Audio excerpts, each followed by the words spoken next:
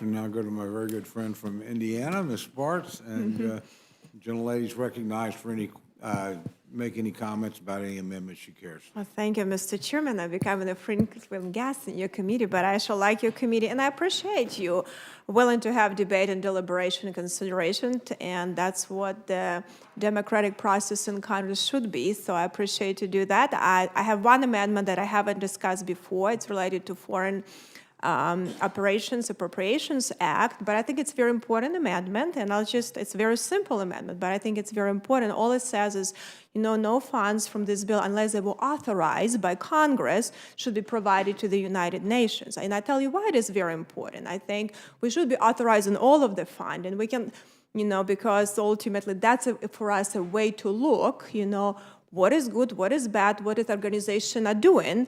And the United Nations doesn't have the best track record. I'll be honest with you, dealing with a lot of tough crises, whether it's in Ukraine, whether it's Africa.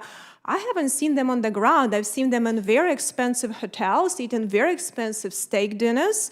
I'm paying good salaries to their staff, and people are dying. And I think we should start asking questions why. We are financing these organizations. We actually just went to the Middle East with some of my colleagues, and just with our discussion, it was a bipartisan, not a partisan concern. We were talking to a variety of countries. Almost every other country told us, oh, we're not going to give money to this corrupt organization. And why should we, at the American Congress, to do? And if it doesn't go to the people, we talk to the people on the ground, whether it's Syria or Yemen or Poland or whatever. They say, we've never seen this organization. We're not sure what they're doing.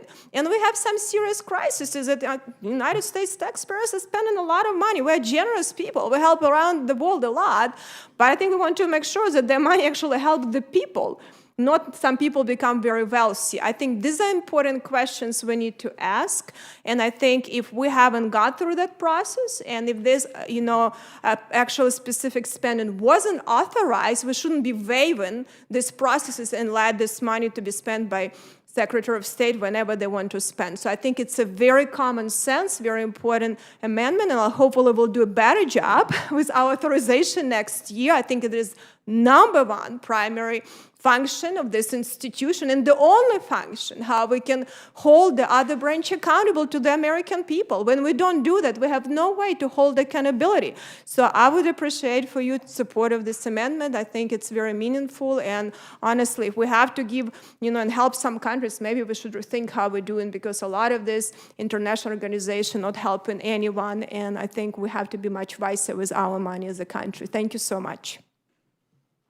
Thank you. Chair has no questions. I want to make one quick comment, and I just want to, #1, thank all of you for being here as well. It's nice of you to compliment the committee, but you've spent at least as much time yourself and in more uncomfortable chairs. So, #1, thank you for being here. #2, a number of you have mentioned the importance